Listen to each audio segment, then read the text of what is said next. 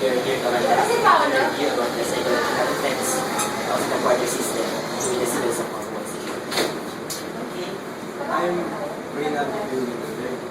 And I'm John Christopher G. Carlos. I'm Nika. So ma'am, our first question will be, why did Mapua adopt the quarter system? Mapua adopted the quarter system because it was all of the times, given that we are in a fast-paced world today, so it entails also changes in the education system that will be achieved in the fast-paced world that we encounter on a daily basis. Another thing is that the inclusion of more subjects would facilitate the changing of the system to the quarter system. If we are going to follow the semestral system, then there will be a lot less subjects that will be tackled in the course, but if there is the quarter system, then there will be more courses that will be included, and that we will produce graduates who will have the edge over the generating graduates of other schools, not only in the semestral system.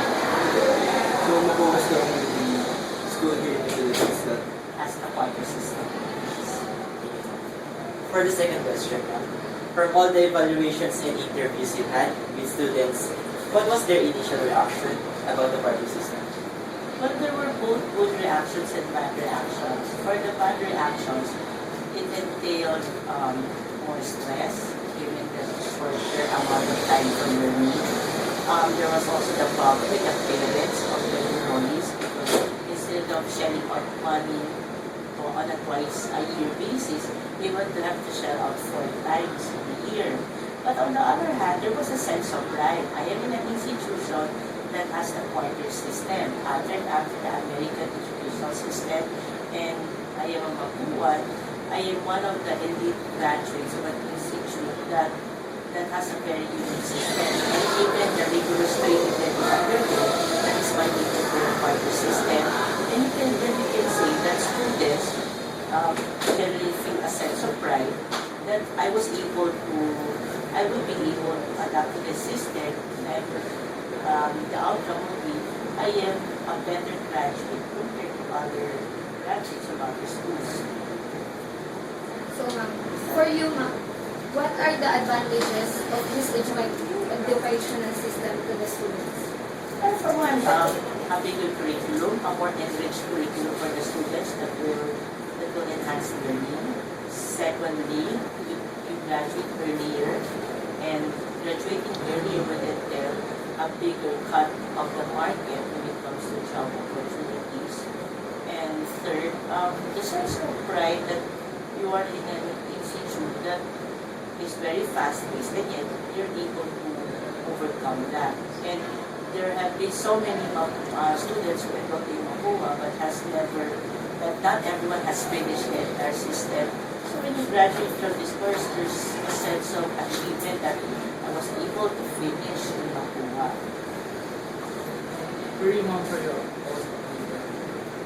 secretary this quarter system. That's a very hard question to answer. I cannot answer directly yes, I cannot say directly no. There's an advantage to having the quarter system, faster pace, faster time to finish. Students will be more engaged in learning because of the fast paced system. On the other hand, there have been researchers that have proven that students of this because of the part of the parents when it comes to the financial requirements and also, of course, on the part of the faculty, we don't have any breaks because instead of spending our summers leisurely, we have to work because we are in a quarter system.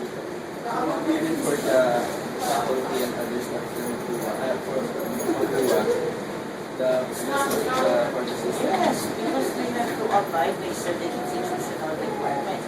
If we're dealing with tasks given by professors, we also have to deal with tasks given by our program heads, by our deans, by the management. So it's not, if you have your own health, you also have your own Yes, I health. don't know the ones On top of our family members members, on top of our graduate students, on top of the other responsibilities of which being a Mapuan professor is only one part of the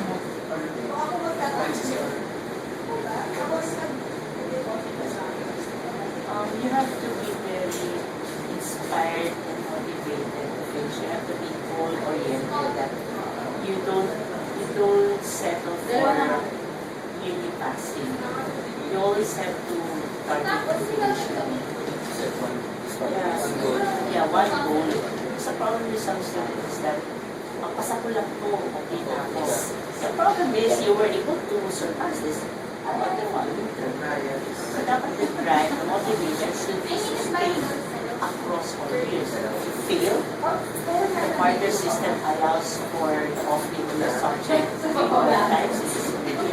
So Mapua should never be discouraged. They should always be challenged. Because at the end, when you graduate from this institute, there will be a sense of pride that will be for the students, also for the families. And we all know that it's not only our achievement of our family, but it's also a personal achievement of our parents. So if only for that, you strive to do your best, and if you can strive to do better than your best, not only for yourself, but also for your family. About having system, why is it there's a big impact when the students have one single family? Probably because there are some families with these restrictions from their students that may be in conflict with academic requirements like before. Ma, I have to stay late at the water sa laboratory. No, you have a curfew, you have to come home. Also, financial constraints also, they contribute to the family speed. So there are so many factors, but I guess when your friends enroll in you, you should also be ready for the repercussions of the system to you. So they should also adjust. The same way that the institute also takes their issues into consideration. So in action, this system is not all advantageous, but yet those advantages that we could be experiencing here would be just like a challenge to us. So if we once graduated this school, we would have this pride or achievement that we could say that we are Mapuan graduates.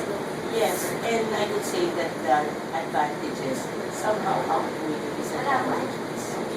Yes, thank you, ma'am. Thank you for your time. Again, this is Miss Pitulo, Miss Pinugo from Psychology Department. Yeah. Thank you, ma'am.